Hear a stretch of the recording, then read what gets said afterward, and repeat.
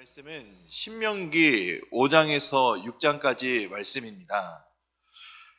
5장에서 모세는 십계명을 선포하는 장면이 나오는데 먼저 1절에서 5절은 모세가 십계명을 선포하기 전에 먼저 백성들을 향해 하나님의 말씀을 잘 순종해야 할 것을 한 번 더 당부하는 장면이 나옵니다.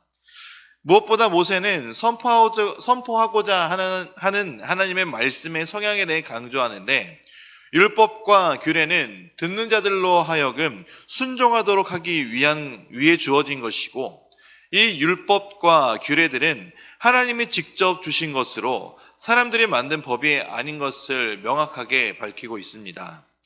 그리고 이 십계명을 비롯한 율법과 규례들은 이미 40년 전 시내산에서 이스라엘 백성들에게 주어진 것으로 모세가 만든 것이 아님을 밝히고 또 이 율법은 하나님께서 이스라엘 백성들과 세우신 언약임을 다시 한번 밝히 알려주고 있습니다.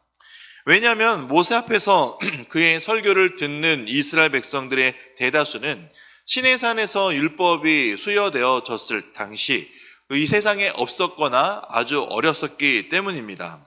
그래서 하나님의 언약은 출애굽 1세대만을 향한 것이 아닌 전체 이스라엘의 후손들에게도 해당하는 언약이었기 때문에 모세는 이들을 시내산에 있었던 사람들처럼 대하고 있는 모습이기도 합니다.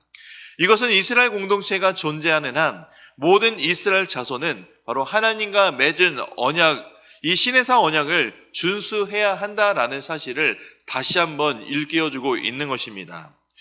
6절에서 21절까지는 신명기의 메시지의 중심이라고 할 수 있는 이 십계명에 대한 부분이 언급되고 있습니다. 특히 십계명은 1계명에서 4계명은 하나님을 향한 계명으로 여호와 내 하나님이란 표현이 반복하여 사용되는데 이 계명들은 하나님을 섬기는 자들에 대한 의무를 규정하는 것이기 때문입니다. 그리고 5계명에서 마지막 10계명은 하나님에 대한 언급은 하지 않지만 바로 사람 사이에 있어서의 모든 관계, 지켜야 될 것들에 대한 것을 규정하고 있습니다. 바로 인간 사회 질서의 확립을 위한 원리로 볼 수 있기 때문입니다.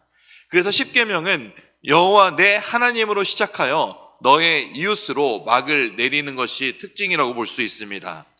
율법의 완성은 결국 예수 그리스도를 향해 있습니다. 예수님은 사랑으로 율법을 완성하셨습니다. 그리고 하나님을 사랑하는 것이 가장 크고 첫째되는 계명이며 둘째는 내 이웃을 내 자신과 같이 사랑하라고 말씀하셨던 것을 우리는 기억하고 있을 것입니다.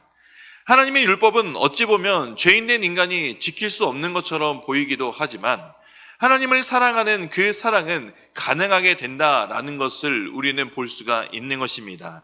죄인을 사랑하신 그 하나님의 사랑은 모든 것을 가능하게 하시는 하나님의 능력임을 우리는 기억해야 됩니다. 6장입니다. 6장 4절에서 9절은 그 유명한 쉐마 본문입니다. 쉐마는 들으라라는 뜻으로 하나님의 명령, 곧 하나님의 말씀을 듣고 새겨야 한다라는 것을 강조하고 있는 것입니다. 이 쉐마는 신명기 11장 13절에서 21절에 또 제2부분이 나오며 민수기 15장 37절에서 41절에서도 제3부분으로 이 쉐마에 포함되어 있기도 합니다. 이 제1쉐마에 해당하는 6장 4절에서 9절 부분은 유일하신 하나님에 대한 신앙 고백으로 시작하여 항상 그 계명을 되새기며 명심함으로써 하나님의 사랑을 나타내어야 한다는 명령과 동시에 그 자녀들에게 그 말씀을 항상 가르쳐야 한다는 명령으로 되어 있습니다. 들으라는 것은 단지 귀로만 듣는 것을 의미하지 않습니다. 듣는 것을 넘어서 말씀에 대한 이해와 순종도 포함되는 것입니다.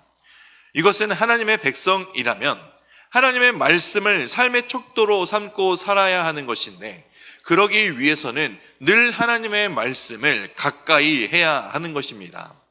하나님의 자녀이며 하나님의 백성은 마땅히 자신의 주인이시며 명령의 주체이신 하나님의 말씀을 삶의 기준으로 삼아야 합니다. 그러기에 모든 성도는 하나님의 말씀인 성경을 항상 가까이 두고 그 가르침에 순종하며 삶에서 살아내야 된다는 사실을 늘 잊지 마시기 바랍니다. 성도는 사람의 생각을 무시해서도 안 되지만 또한 맹목적으로 따라서도 안 됩니다. 그렇기 때문에 성도가 주목해야 되는 것은 사람의 뜻과 말이 아닌 오직 하나님의 뜻입니다. 우리는 말씀을 듣고 말씀을 가까이 할 때 하나님의 뜻을 발견하고 알 수 있으며 우리가 행해야 할 바를 알게 되는 지혜와 지식을 또한 얻을 수 있기 때문입니다. 그것이 바로 하나님의 말씀입니다. 현대를 살아가는 이 시대가 여러 가지 심각한 문제들로 가득한 것은 결국엔 사람들이 하나님의 말씀을 기준으로 삼고 살아가는 것이 아닌 각자의 생각이 옳다고 주장하며 살아가기 때문입니다. 어찌 보면 사사기 시대와 똑같은 시대를 살고 있는 것이 지금을 살아가는 시대인 줄도 모르겠습니다. 사람은 누구나 악하며 그 생각하는 것이 거짓되고 악할 뿐입니다.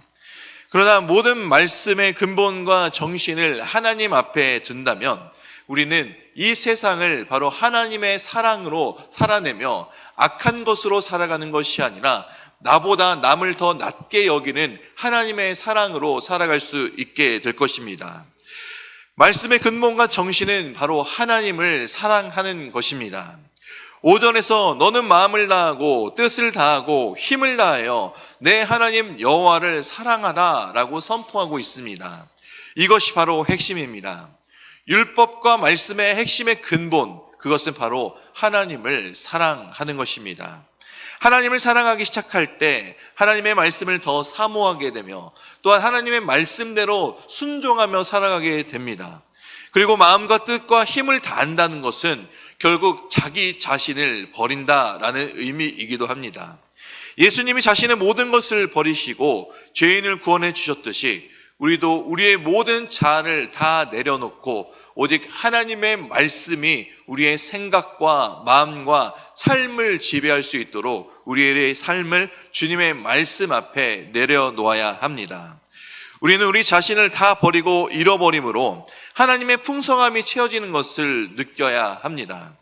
우리 자신의 자아가 우리 자아를 산산히 깨뜨리고 하나님께 모든 것을 다 내어드림으로 하나님을 사랑하는 것, 하나님의 말씀에 순종하는 것이 바로 성도의 삶이 되어야 합니다. 또한 우리는 말씀을 듣는 것을 넘어 말씀을 마음에 새겨야 합니다.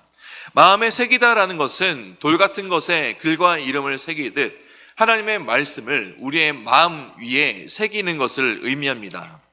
하나님의 말씀이 각 사람의 마음을 다스리게 해야 하고 우리의 삶의 원리가 되어야지만 하나님 앞에 범죄하지 않고 거룩하신 하나님을 닮아 살아갈 수 있게 되기 때문입니다.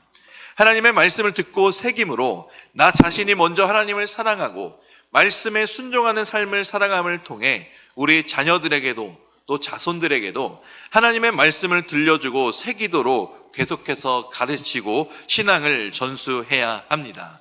그것이 바로 우리들의 본분입니다. 이제 말씀